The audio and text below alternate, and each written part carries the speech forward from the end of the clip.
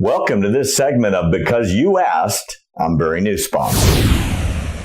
As terror incidents committed by Islamists continue across America, it would be reasonable to expect the federal government, along with all local and state governments, to be educating the public to become the eyes and ears of law enforcement, to advise citizens to watch, to listen, and report suspicious activity in the hopes of preventing the next mass shooting.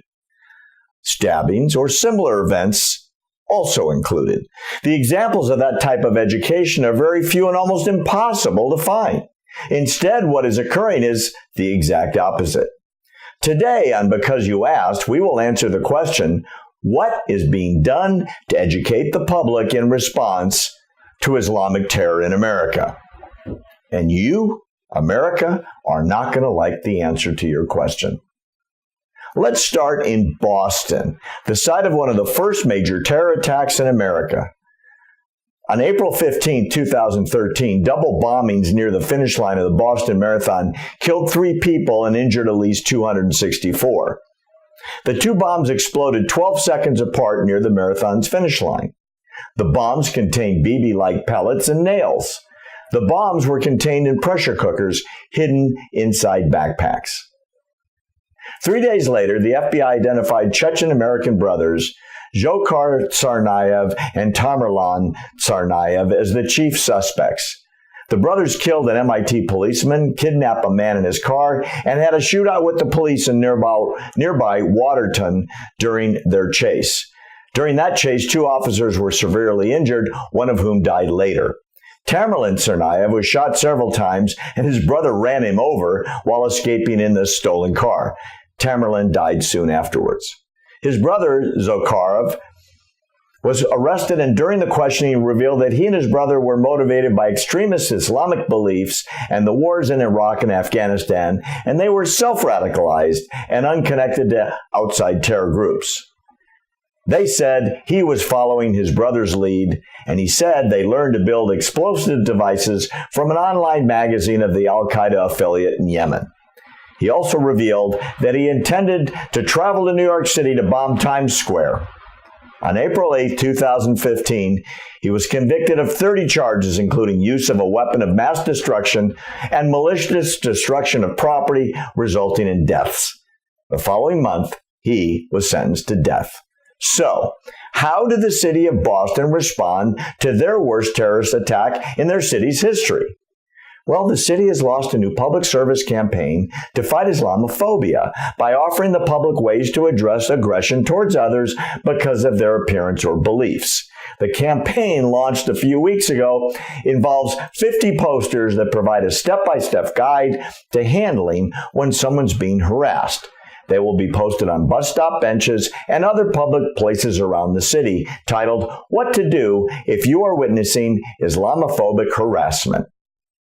The posters encourage people to engage with the person who's being targeted and to draw attention away from the harasser, the technique that's called non-complimentary behavior. And it's intended to disempower an aggressive person by countering their expectations. Quote, "These posters are one tool we have to send the message, we are all welcome in Boston," unquote, Mayor Marty Walsh said, and he continued, "Education is the key to fighting intolerance, and these posters share a simple strategy for engaging with the people around you." And that is their city strategy.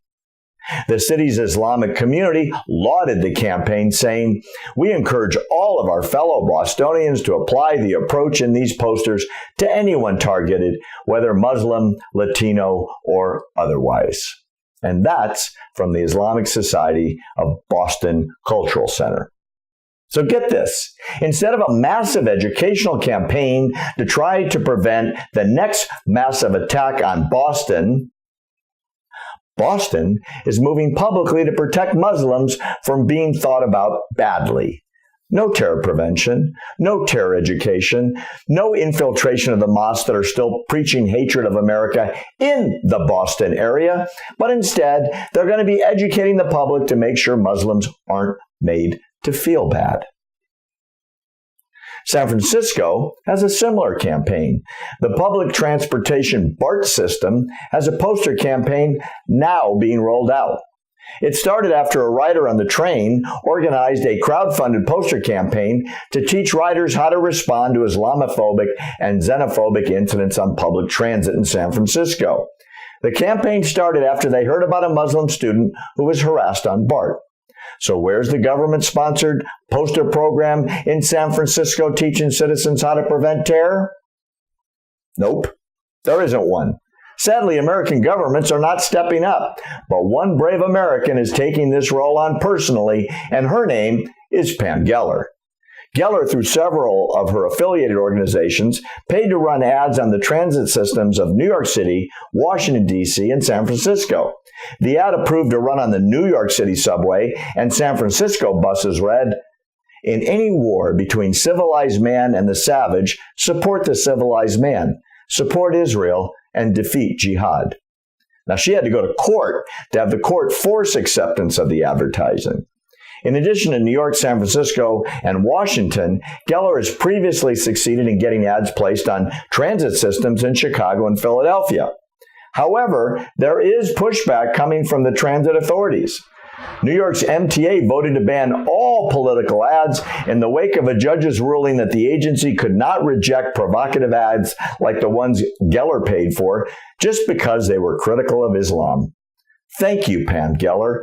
Americans from coast to coast appreciate your work.